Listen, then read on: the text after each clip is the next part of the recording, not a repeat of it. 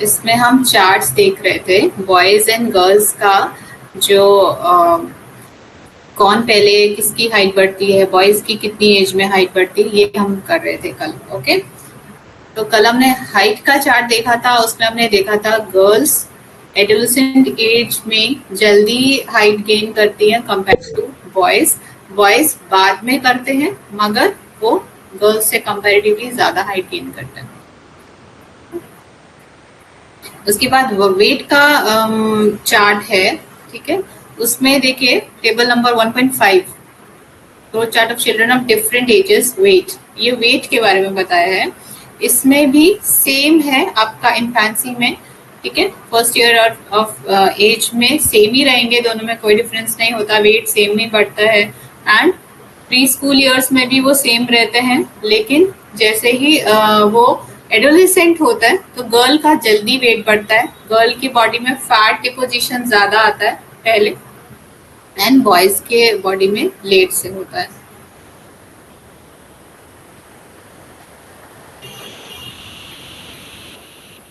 Fat deposition girl की body में होता है फॉर प्रिपेयर करते हैं बॉडी को प्रेगनेंसी के लिए, इसीलिए फैट डिपोजिशन गर्ल की बॉडी में होता है उसके लिए। ओके, मैंने आपको पिरामिड के बारे में बोला था, राइट, दिखाने के लिए। ओके, तो मैं थोड़ा 1 मिनट मैं पॉज करती हूँ, उसको मैं लेके आती हूँ। I miss that.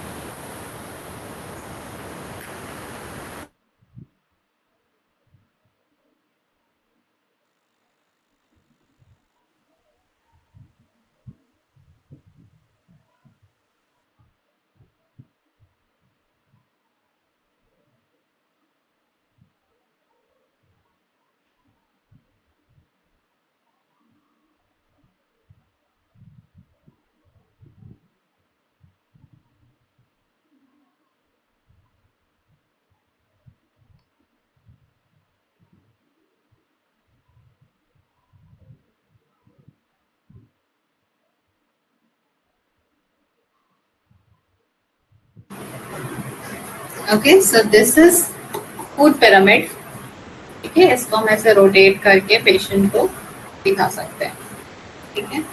तो इसमें सारे साइड्स में अलग अलग फूड का क्वांटिटी दिया है, क्या ज्यादा खाना है, क्या कितना प्रोपोर्शन में खाना है, इस तरह से ये इसमें दिया रहता है, ठीक है।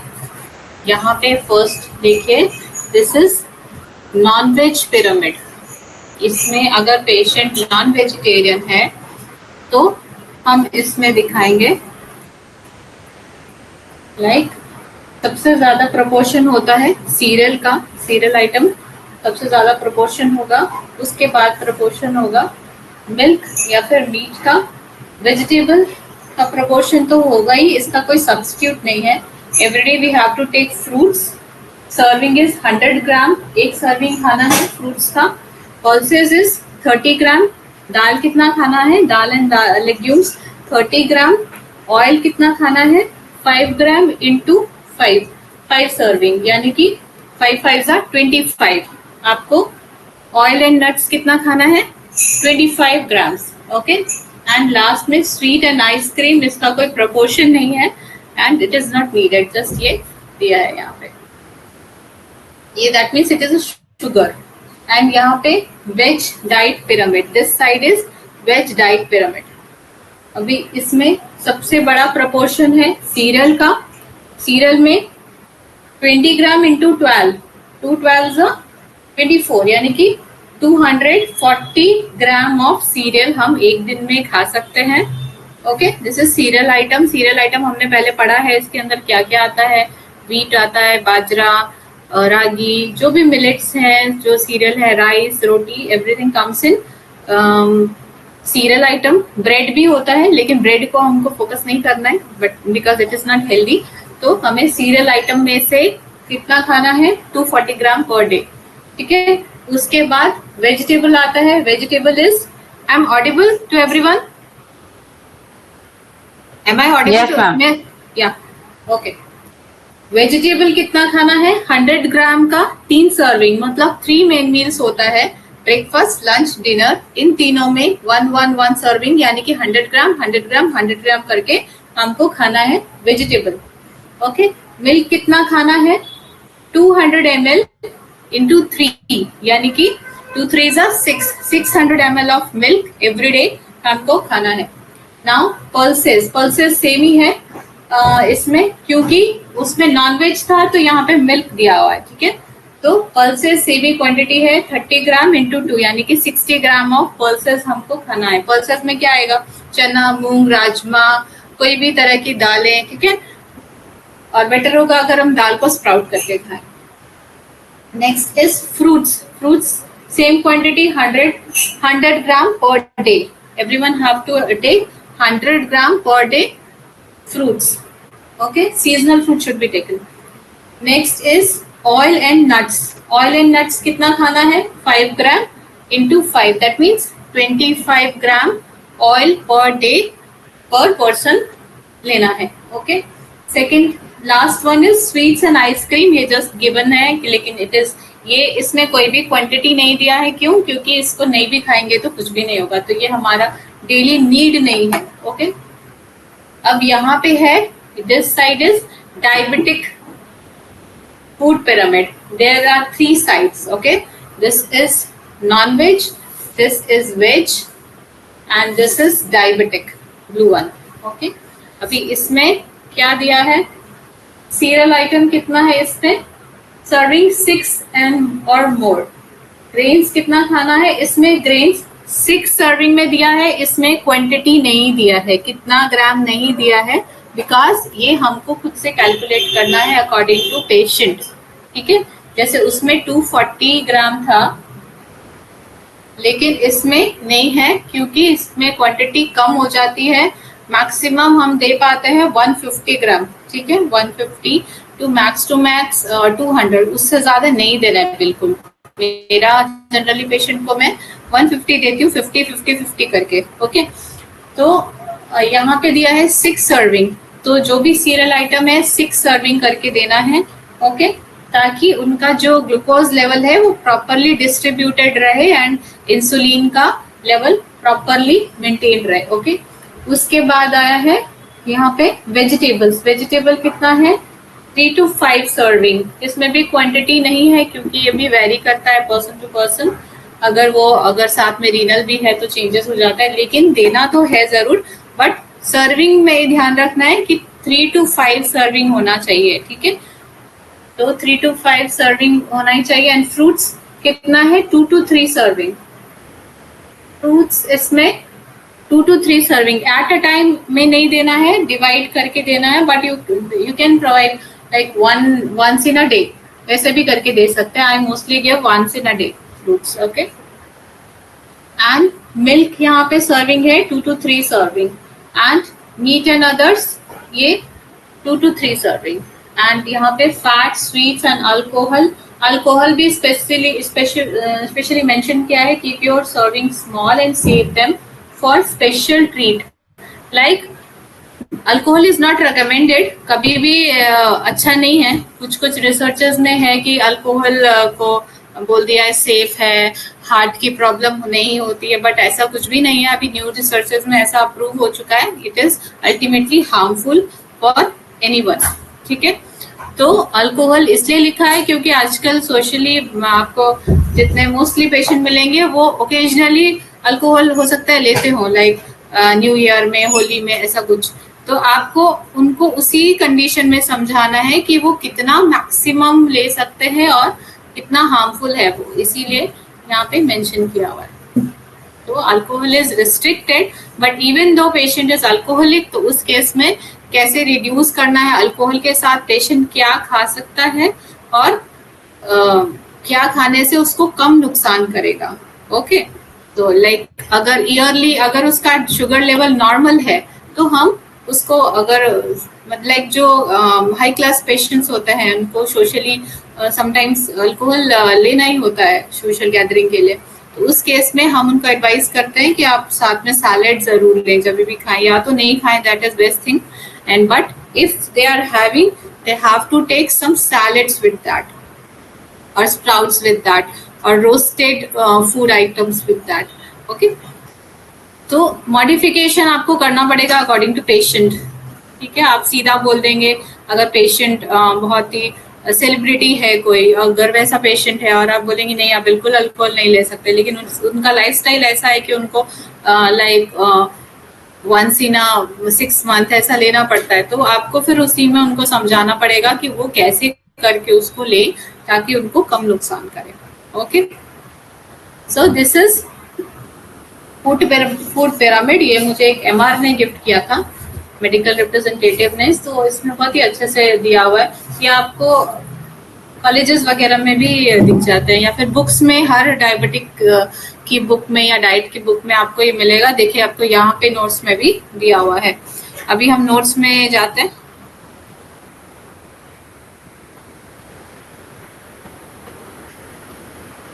ओके, तो सबसे नीचे देखिए सबसे ज्यादा बड़ी जगह है. ओके, है ना, सबसे ज्यादा एरिया किसने कवर किया हुआ है? सीरियल ने. तो सीरियल आइटम हमको सबसे ज्यादा खाना है. Bread, serial, rice, pasta group, ये सब आता है सीरियल आइटम में. ठीक है, इसकी 6 to 11 सर्विंग. ओके, तो एक सर्विंग में हमने पीछे पढ़ा था 20 ग्राम आ रहा है. ठीक है, तो 20 into 6 हो गया. यहाँ पे 11 तक दिया हुआ है. 11 हर केस में नहीं देंगे. आजकल जो लाइफस्टाइल है उसमें 6 ही जाएगा. 11 अगर पेशेंट बहुत ही हार्ड वर्किंग है, लाइक फार्मर है या फिर कोई हार्ड वर्कर है, लाइक, ठीक है, 3 टाइप की लाइफस्टाइल होती है ना, sedentary lifestyle, hard moderate lifestyle and heavy worker. तो जो हेवी वर्कर है उनके केस में हम 11 सर्विंग दे सकते हैं. अदरवाइज इतना ज्यादा कार्बोहाइड्रेट्स आज की डेट में हम लोग नहीं कंज्यूम कर पाएंगे. खा लेंगे तो ओबेसिटी होगा एक्चुअली, क्योंकि हम उतना बर्न कैलोरीज नहीं कर पाते हैं. उसके ऊपर में जाइए, उसके ऊपर में है vegetable group and fruit group. ठीक है, एक साइड में वेजिटेबल ग्रुप है, एक साइड में फ्रूट ग्रुप है.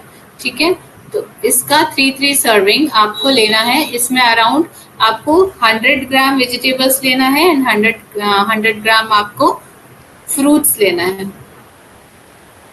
मिल्क इससे भी कम लेना है, फ्रूट एंड वेजिटेबल. उसके बाद आता है सीरियल के बाद, उससे कम लेना है आपको मिल्क एंड मिल्क प्रोडक्ट्स. इसमें आपको आता है milk, yogurt, cheese group. Yogurt means curd भी हम योगर्ट के केस में सिमिलर ही है. Yogurt and curd is similar, दोनों प्रोबायोटिक है. तो हम इंडियंस योगर्ट की जगह कर्ड लेते हैं. Curd is very good for our cells. And cheese group में हम कॉटेज चीज प्रेफर करेंगे. कॉटेज चीज मतलब पनीर, जो हमारे इंडिया में बनाते हैं, छेना जो बोलते हैं ना, उसमें कर्ड डाल के कडल करके जो बनता है पनीर, जिसको हम बोलते हैं, that is cottage cheese. That is best चीज इन ऑल ग्रुप ऑफ चीज. तो जो भी प्रोसेस चीज है वो सब नहीं खाना है, वो नहीं सजेस्ट करना है किसी को भी, क्योंकि उसमें सोडियम कंटेंट भी ज्यादा होता है. एंड फ्रेश चीज रिकमेंड करना है, दैट मीन्स कॉटेज चीज, जो हम पनीर बोलते हैं. Okay, next is meat, poultry, fish, dry beans, eggs, nuts group. तो जो वेजिटेरियन है उनको हम नट्स ग्रुप इंक्रीज कर देंगे, वहां से बीन्स ग्रुप इंक्रीज कर देंगे. लाइक सोया बीन्स हो गया है ना, राजमा, छोले, ये सब आपका बीन्स का कंजम्पशन कर लेंगे. एंड नट्स का कंजम्पशन तो हर किसी को करना ही है. एक मुट्ठी नट हर किसी को खाना ही है एवरीडे. ठीक है, नट्स में आता है आपका पीनट, आलमंड्स, वॉलनट. तो कोशिश करिए सब कुछ मिक्स करके एक मुट्ठी रोज खाना है. इसमें गुड फैट्स होते हैं जो कि हमारे हार्ट को हेल्दी रखते हैं और हमारा गुड कोलेस्ट्रॉल जो होता है उसको अच्छा रखता है, उसका जो प्रपोर्शन है उसको अच्छा रखता है. ठीक है, हाई डेंसिटी जो बोलते हैं, high density cholesterol. Last one is fat, oil, sweet, use sparingly, मतलब सबसे कम यूज करना है फैट. लाइक 25 ग्राम पर डे. ये रेंज होता है 10 to 30 ग्राम हम कर सकते हैं. अगर पेशेंट ज्यादा पतला है तो 30 ग्राम तक कर सकता है. अगर पेशेंट हाइपरटेंसिव है, मतलब उसको प्रेशर है या फिर उसको डायबिटीज है, तो उस केस में, या फिर ओबेसिटी है, मोटा है, तो उस केस में हम रिड्यूस करेंगे 25 से कम 5 करके कम करते जाएंगे उस हिसाब से। Generally I give 20 ml per day पर पर्सन फॉर डायबिटिक और ओवरवेट पर्सन। ठीक है, 20 ग्राम सफिशिएंट है। तो अगर आप जैसे किसी का कैलकुलेशन निकालते हैं, ठीक है, जैसे संतोष जी यहाँ पे इनका कैलकुलेशन निकालते हैं, इनको महीने में कितना खाना चाहिए, तो 20 को एक महीने का इनका अलग से अगर कैलकुलेशन निकालेंगे तो कैसे करेंगे, 20 इंटू 30 एक महीने का, ठीक है, 2 3 6, तो दैट मीन्स 600 ml ऑयल में इनको पूरा महीना चलाना है अपने लिए। ठीक है, अगर पर्सन ज्यादा है तो फिर हम पर्सन को उस हिसाब से फिर मल्टीप्लाई करते हैं। आपको प्रैक्टिकली बताना पड़ेगा या आपको अपने यूज में भी करना है तो उसको प्रैक्टिकली करना पड़ेगा, नहीं तो आप हमेशा नाप के तो प्रैक्टिकल नहीं होगा कि 5 ग्राम बोला है तो 5 ग्राम रोज खाएंगे या 15 ग्राम खाएंगे। आपको महीने का हिसाब रखना पड़ेगा जिससे आपको प्रैक्टिकली आप उसको यूज कर पाएंगे और आपका पेशेंट भी यूज कर पाएगा। Next is weight and height for males, overweight and underweight limits. Okay.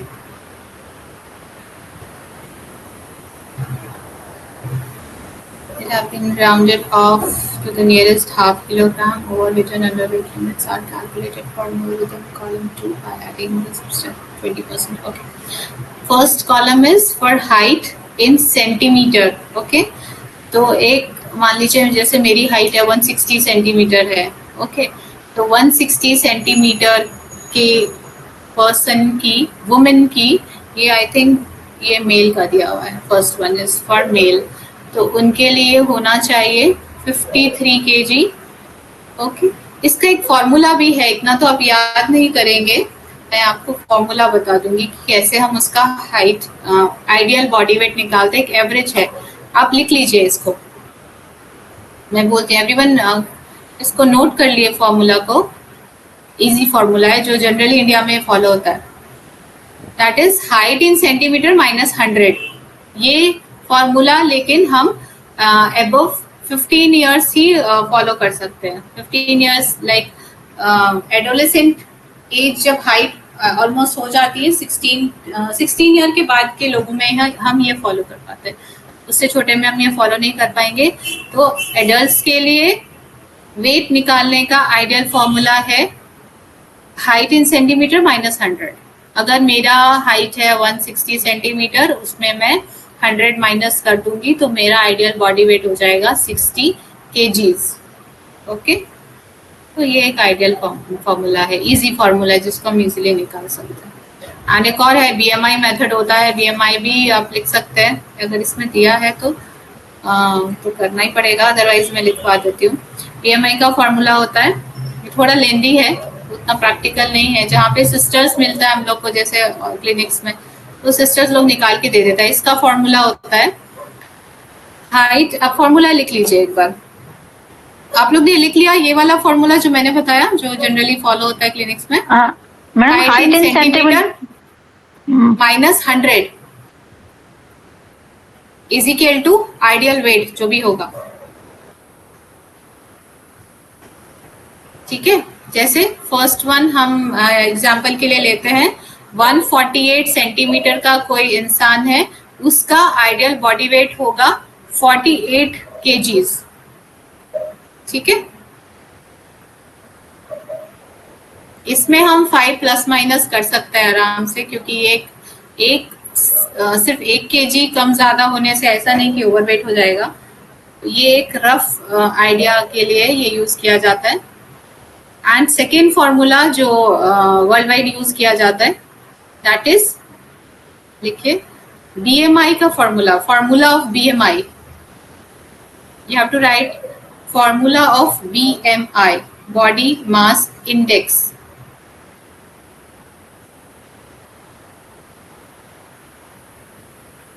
Okay, इसका फॉर्मूला है weight by height in metre square.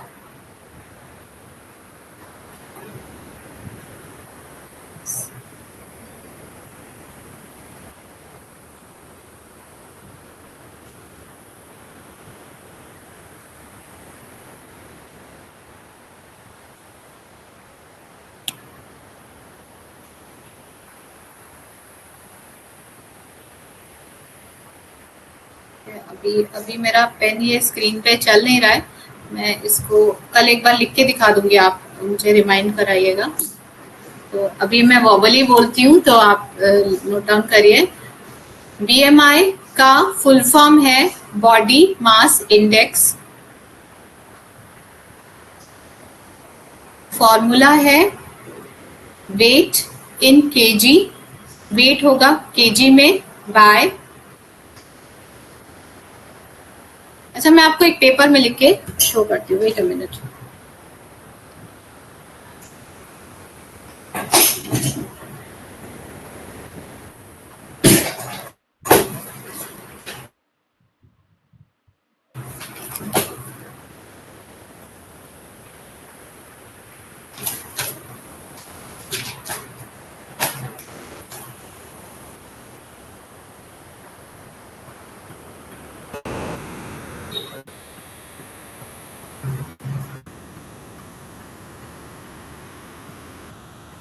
This is, अच्छा ये तो मिरर इमेज है, ओके।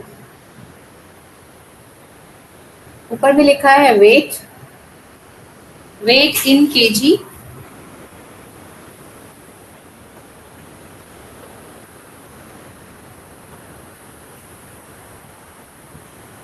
वेट केजी में होगा एंड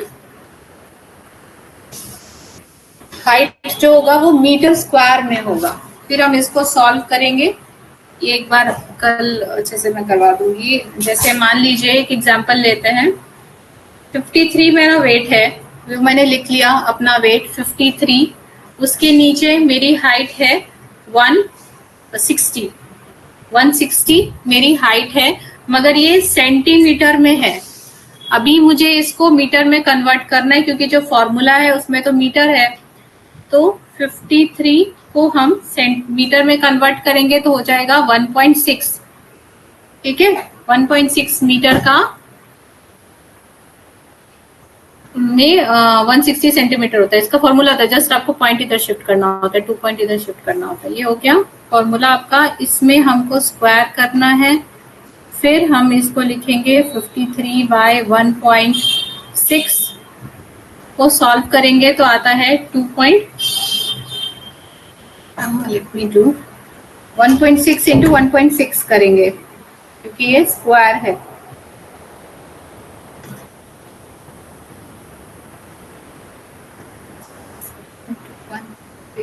टू 2.56, ठीक है। तो इसके बाद रिजल्ट आया इसका 53 बाय 2.56, ये आया आपका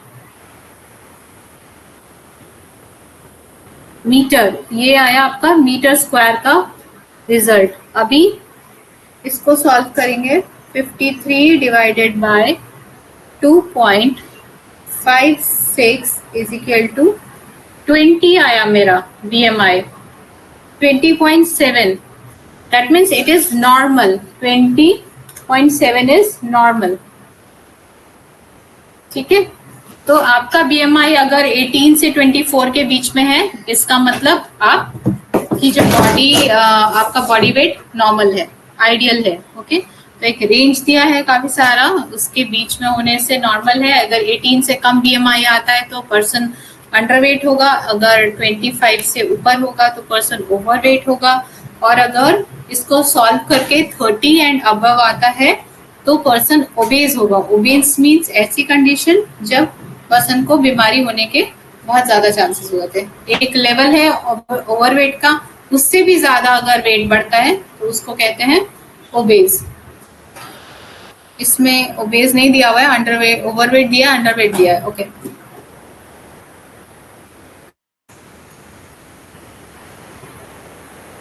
ठीक है, तो इस चार्ट के हिसाब से अगर कोई पर्सन 160, कोई मेल पर्सन 160 सेंटीमीटर का है तो उसका वेट होना चाहिए 53, एंड अगर वो 60 और अगर वो 64 तक गया है तो तभी भी वो नॉर्मल में ही आएगा, लेकिन ओवरवेट कहलाएगा अगर वो 64 तक चला गया है, ठीक है। और अगर वो 43 तक चला गया तब वो अंडरवेट होगा, ठीक है। तो एक 10-10 kg का डिफरेंस है।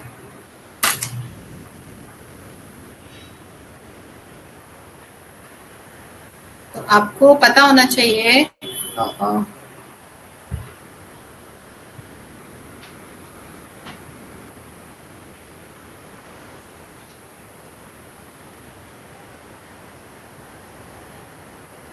आपको पता होना चाहिए कि पर्सन सच में ओवरवेट है या नॉर्मल है। कई बार जैसे पहले जमाने में, आप तो काफी अवेयर हो गए लोग, पहले जमाने में मोटे को हेल्दी बोला जाता था, मोटा नहीं है हेल्दी है ना। तो दैट इज रॉन्ग थिंग कि कभी भी मोटे को आप हेल्दी मत बोलिए, वो ओवरवेट है, उनको वेट लॉस करने की जरूरत है, क्योंकि हमेशा ओवरवेट काफी सारी बीमारियों को बढ़ावा देता है। बहुत पहले जमाने में, ऋषि मुनि के जमाने में ओबेसिटी था ही नहीं, है ना, ओवरवेट होता ही नहीं था, लोग काफी एक्टिव हुआ करते थे, अच्छा खाना खाते थे, फाइबर्स खाते थे, वेजिटेबल्स खाते थे, है ना। और ऑयल जो तली भुनी चीजें सिर्फ त्योहारों में खाते थे, फेस्टिवल्स में, होली दिवाली इन सब चीजों में। रोज रोज पूड़ियाँ जलेबी ऐसा नहीं खाते थे। अभी क्या हो गया है कि हमें हर जगह रेस्टोरेंट अवेलेबल है, जगह जगह पर छोटे छोटे स्टॉल्स हैं, तो अवेलेबिलिटी है, जब मर्जी खा लेते हैं, जब लग रहा है खाने का मन है। इतनी सारा गेट टुगेदर वगैरह होता है, फ्रेंड सर्कल्स होते हैं, उस चक्कर में लोगों के काफी वेट बढ़ रहे हैं, and that is very harmful. और एक्टिविटी भी क्या हो गई है हमारी, पहले से कम हो गई है।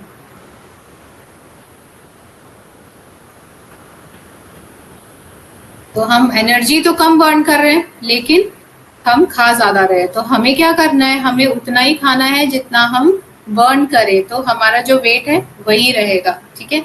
जब किसी पर्सन को, मान लीजिए कोई पर्सन है जो कि 148 सेंटीमीटर का है और वो है 56 केजी का, मैं रेफर कर रही हूँ टेबल नंबर 1.5, इसको देखिए, है ना, उसमें देखिए लिखा हुआ है सबसे ऊपर में 148 सेंटीमीटर की फीमेल है, कोई औरत है, ठीक है।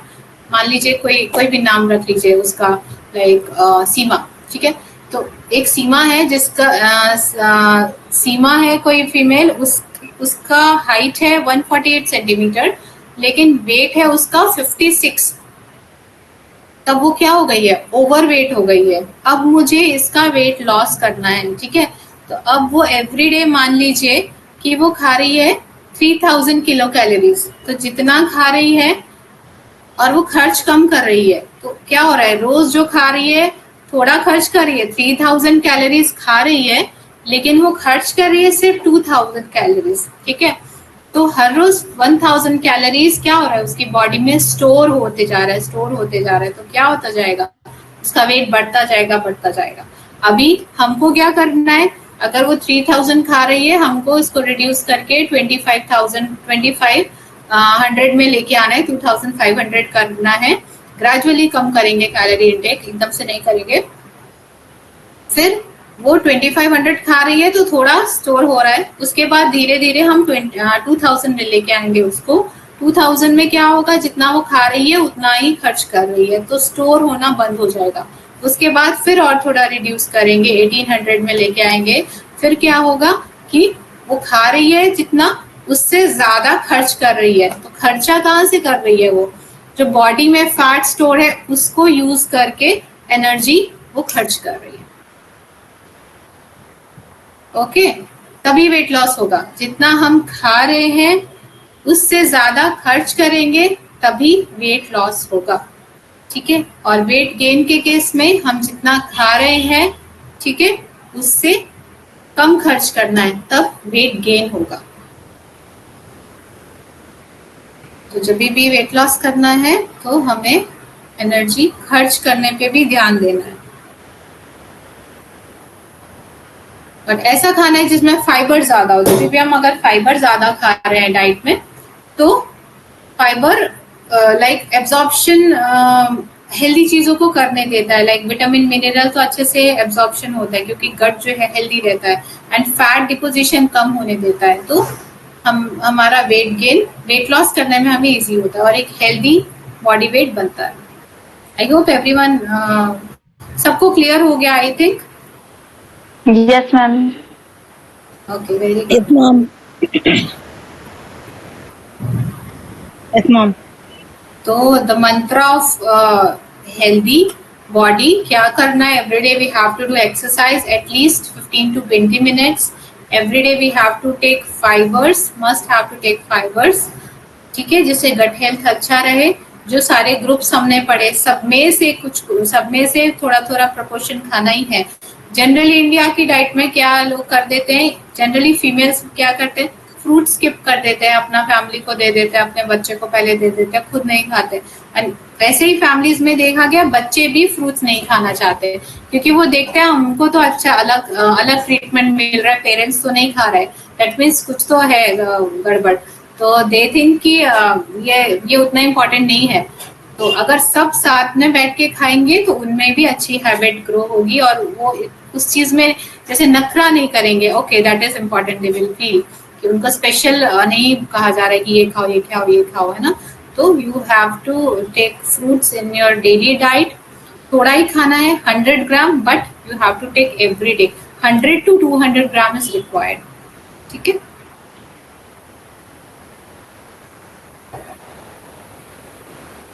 तो जनरली हम ध्यान देते हैं कि जस्ट दाल चावल सब्जी खा लिया, दैट इज ओके। एंड कुछ रीजन्स में तो सब्जी भी नहीं खाते, सिर्फ दाल चावल खा लिया या फिर राजमा चावल खा लिया। तो फ्रूट वेजिटेबल पार्ट जो है वो काफी मिसिंग हो जाता है। अगर आपको वेजिटेबल सब्जी बनाने का मन नहीं है तो यू हैव टू टेक कि सैलेड जरूर हो कम से कम डाइट में, वेजिटेबल सैलेड्स। तो आपका जो मिनरल्स ग्रुप है, जो विटामिन ग्रुप है, वहाँ वो आपका कंप्लीट हो।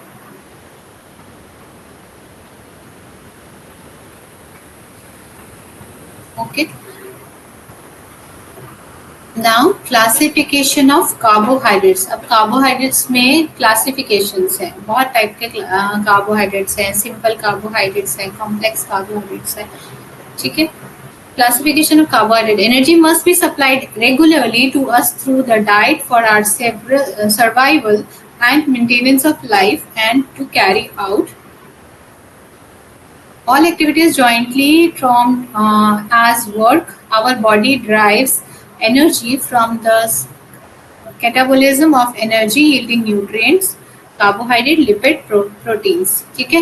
मैंने आपको फर्स्ट सेकंड थर्ड क्लास में बताया है कि ये तीनों ही हैं जो कैलोरीज देते हैं, है ना।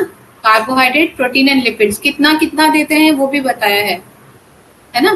तो एनर्जी हमें सिर्फ इन तीनों से मिलती है, मिनरल्स, फाइबर एंड विटामिन से एनर्जी नहीं मिलती है, ठीक है। वो सिर्फ मिनरल्स एंड विटामिन देते हैं। लेकिन हम प्रोटीन खाएंगे और मान लीजिए हम कार्बोहाइड्रेट्स खा ही नहीं रहे, तभी भी हमको एनर्जी मिलेगी, ठीक है, हम काम करने लायक रहेंगे।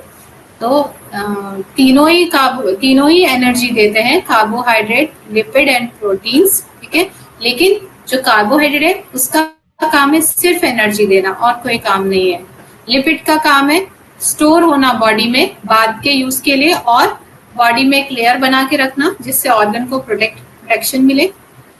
प्रोटीन का काम है सेल्स को रिपेयर करना, नए सेल्स बनाना, और जो टूटे फूटे सेल्स हैं जो रोज टूट रहे हैं उनको रिपेयर करना। चोट लगती है तो सेल्स टूट जाते हैं तो उनको रिपेयर करना, ये प्रोटीन का काम है। लेकिन अगर हम कार्बोहाइड्रेट नहीं खाएंगे तो प्रोटीन क्या करेगा, हम कम प्रोटीन खा रहे हैं तो प्रोटीन क्या करेगा कि पहले जो जरूरत है, जो एनर्जी देने का काम है वो करने लगेगा, वो सेल्स रिपेयर नहीं करेगा। इसीलिए कार्बोहाइड्रेट्स खाना भी जरूरी है। कुछ जो आधा अधूरा पढ़ के डाइटिशियंस आ जाते हैं, क्वालिफाइड नहीं होते हैं, वो क्या करते हैं, कार्बोहाइड्रेट्स बंद कर देते हैं, तो उससे पेशेंट को वीकनेस होता है और फिर चक्कर आना, ये सब चीजें होती हैं, गेस्ट्राइटिस होने लगता है। तो कार्बोहाइड्रेट्स भी देना ही है पेशेंट को।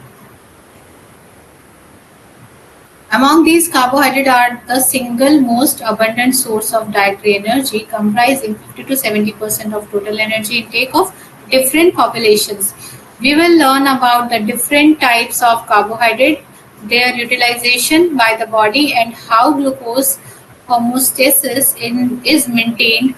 In addition, the health benefit of dietary fiber and carbohydrate not absorbed in small intestine will also be covered in this unit. Carbohydrates are divided into three major groups: sugar, starches, and cellulose and related material. तो sugars तो आप जानते ही हैं, जो हम चीनी खाते हैं, या फिर फ्रूट्स में भी शुगर्स होता है। स्टार्चेस आपको राइस में, रोटी में होता है, एंड सेल्यूलोज फाइबर में होता है। सेल्यूलोज को हम डाइजेस्ट नहीं कर पाते, हम जितना खाते हैं उतना स्टूल से निकल जाता है, ठीक है। सेल्यूलोज को सिर्फ काउज और जो बड़े एनिमल्स होते हैं ना, एलिफेंट, ये सब डाइजेस्ट करते हैं, उनका इंटेस्टाइन बड़ा होता है। ह्यूमन इनको डाइजेस्ट नहीं करते, ये सब गट हेल्थ के लिए हम सेल्यूलोज को खाते हैं। जैसे सेल्यूलोज किस में होगा, पालक में, साग में, जो हरी सब्जियां होती हैं, पत्तेदार सब्जियां, उनमें सेल्यूलोज होता है। ओके, ज्यादा सेल्यूलोज उनमें होता है।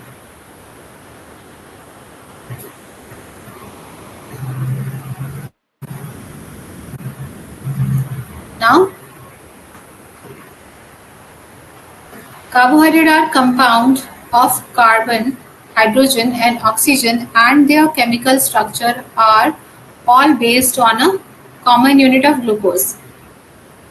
The units are linked together in many ways and in different number of to form different carbohydrates. The classification of carbohydrate depend primarily on the number of units, which may vary from 1 to many thousand. While sugar and starches are the major source of your food energy, cellulose is one of the main constituent of dietary fiber found in food. ठीक है, cellulose सिर्फ dietary fibre देता है, कुछ energy नहीं देता। Okay,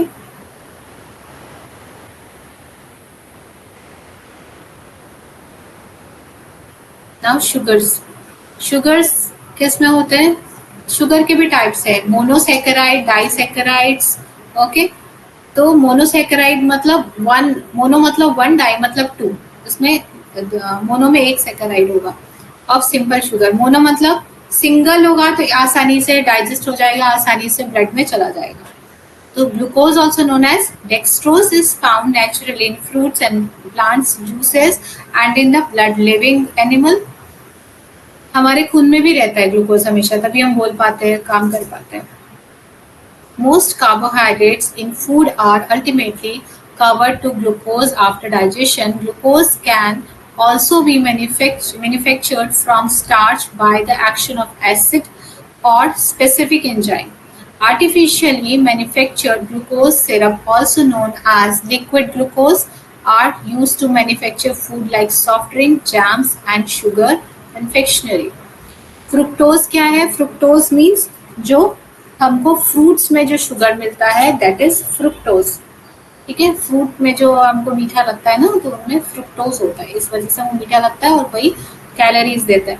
fructose also occurs naturally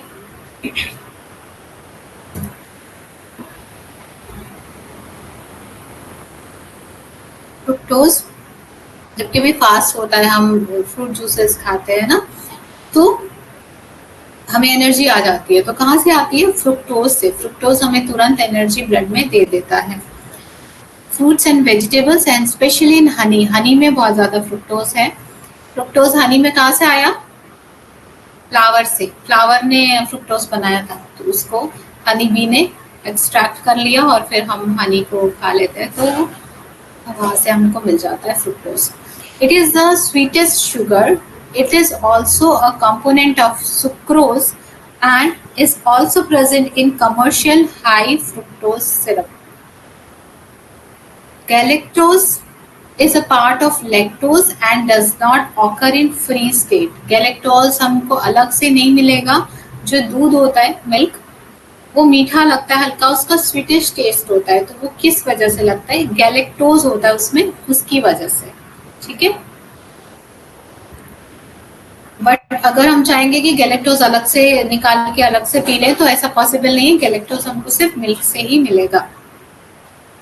now disaccharides. Disaccharides मतलब जिसमें दो कंपाउंड, दो मॉलिक्यूल होगा सेकेराइड का।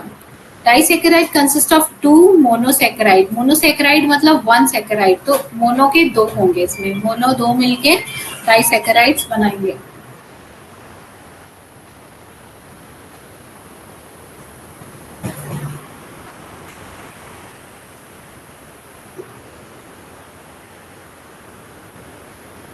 Together minus the element of water.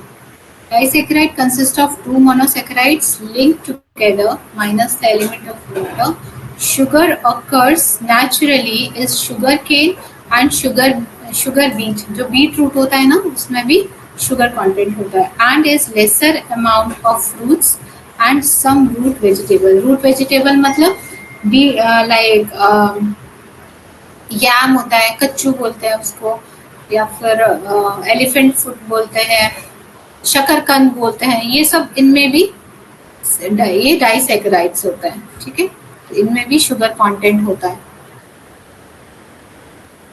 Root vegetables like crates, जो भी रूट की तरह उगते हैं, जमीन के नीचे वाली चीजें, ठीक है। It is chemically combination of glucose and fructose. The sugar that we eat whether white or brown and essentially pure sucrose, जो भी हम खाते हैं चीनी या फिर ब्राउन शुगर भी होता है, तो वो सब क्या है, सुक्रोज ही है, ठीक है। जो हम चीनी खाते हैं, चाय में जो चीनी डालते हैं, वो भी सुक्रोज होता है। अगर हम चीनी डायरेक्टली नहीं खाएंगे तो भी हमको सुक्रोज मिलेगा। कहाँ से मिलेगा, जो हम खाना खा रहे हैं, राइस खा रहे हैं, तो वो भी ब्रेक डाउन होकर अल्टीमेटली ग्लूकोज ही बनता है, तो हमें जरूरत नहीं है अलग से चीनी खाने की, क्योंकि सुक्रोज में क्या है, चीनी में क्या है, सिर्फ कैलोरीज और कुछ भी न्यूट्रिशन नहीं दे रहा, प्रोटीन नहीं दे रहा, मिनरल्स, विटामिन, ठीक है, ये सब कुछ भी नहीं दे रहा, सिर्फ वो कैलोरीज देगा। तो हम ऐसा खाना क्यों नहीं खाएं जो हमको एनर्जी के साथ साथ प्रोटीन भी दे, मिनरल्स भी दे, है ना, तो ऐसा खाना को प्रेफर करेंगे। मिठाइयाँ खाइए बट ओकेजनली, नॉट एवरीडे, या फिर चीनी एवरीडे वाली चीज नहीं है। Maltose is a combination of two glucose unit and is formed during the breakdown of starch by digestion.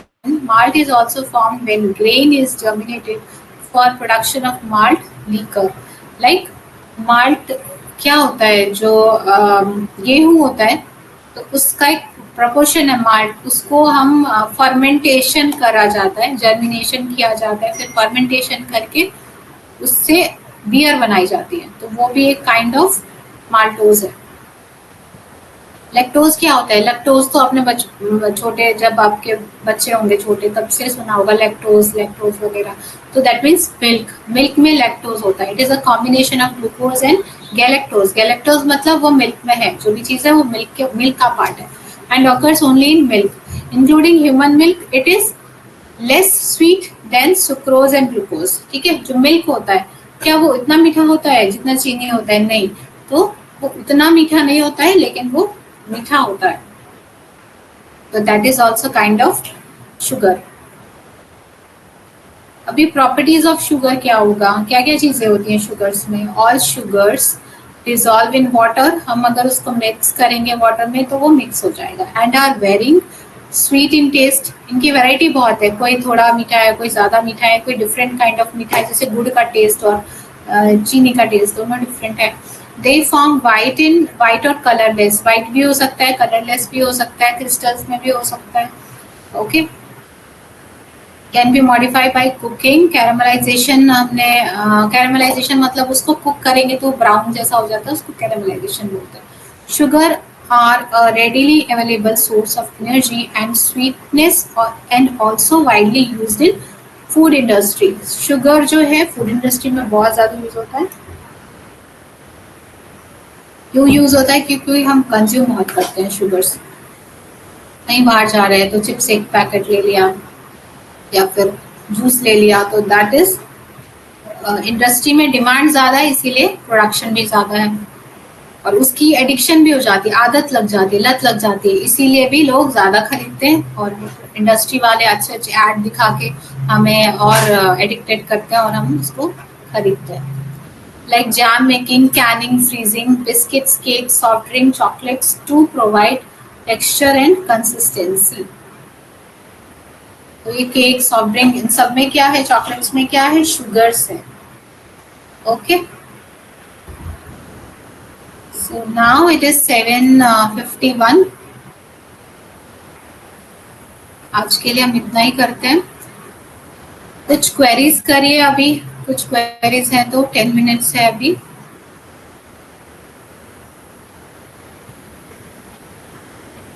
मैंने एक रफ मेथड बताया था हाइट वेट निकालने का, आइडियल वेट निकालने का, दैट वाज, कौन बताएगा, -100 वाला कैसे निकालेंगे।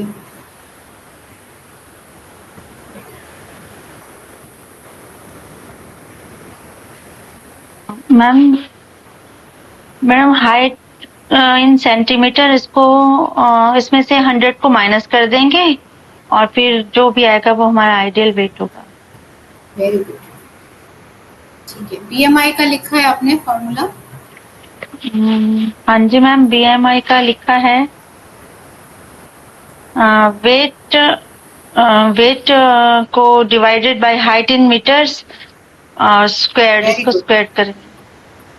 बस वेट इन केजी होगा and by height in metre, उसको हम सॉल्व कर देंगे जैसे मैथ्स में सॉल्व करते हैं। तो बस वही आंसर जो आएगा वो 18 टू 25 के बीच में आना चाहिए। अगर 18 टू 25 आंसर आ रहा है के बीच में, that means body weight ideal है। ठीक है,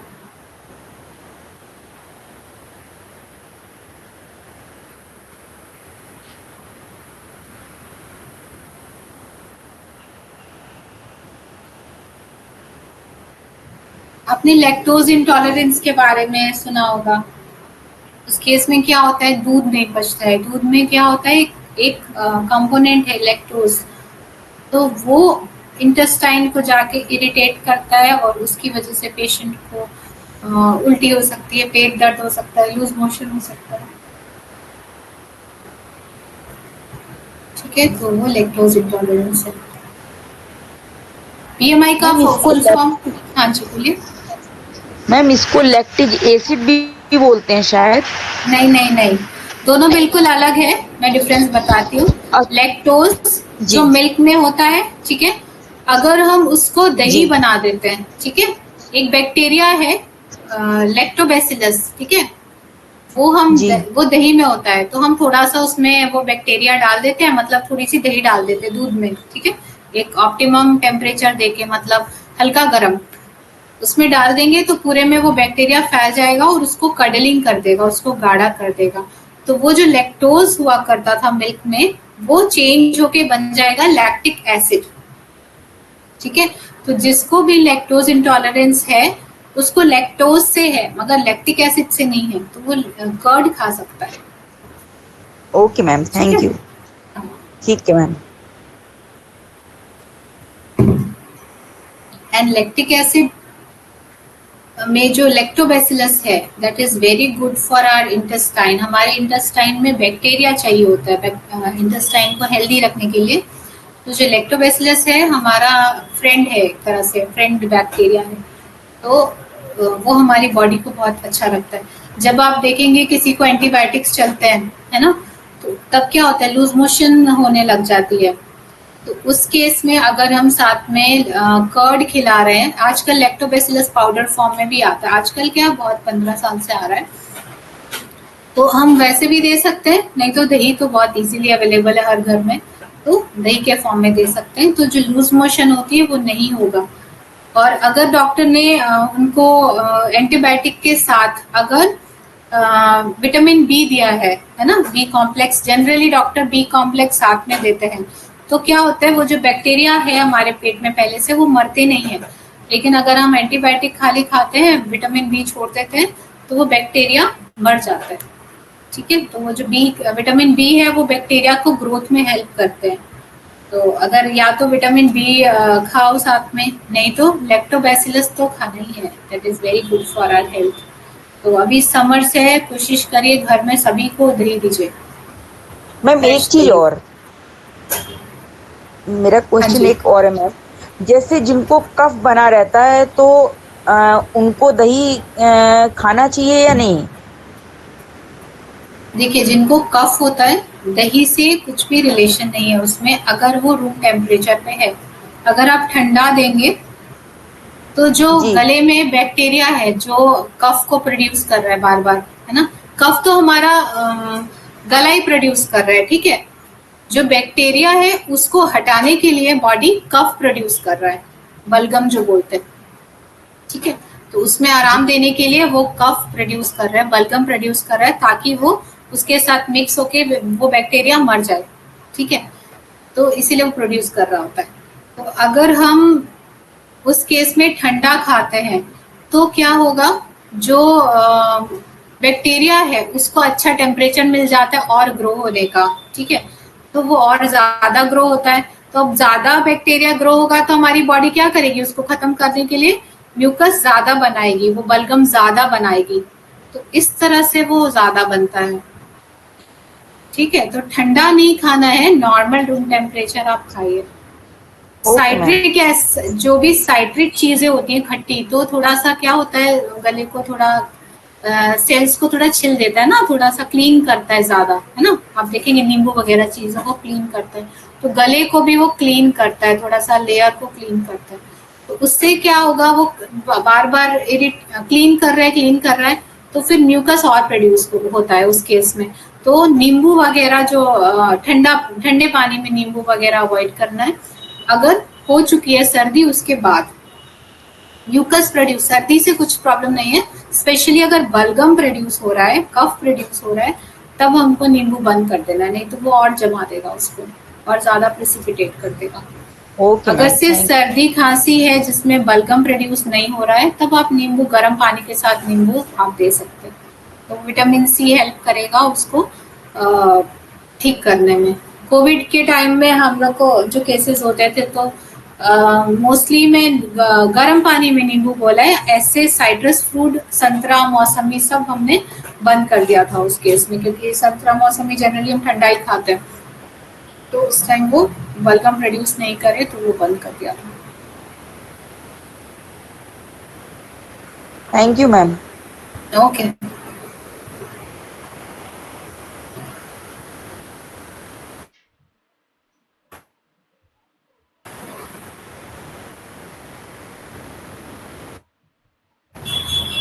सर्दी खांसी में कोशिश करिए खट्टी चीजें अवॉइड करिए, जो आप एसिडिक होती है जो चीजें। जी मैम।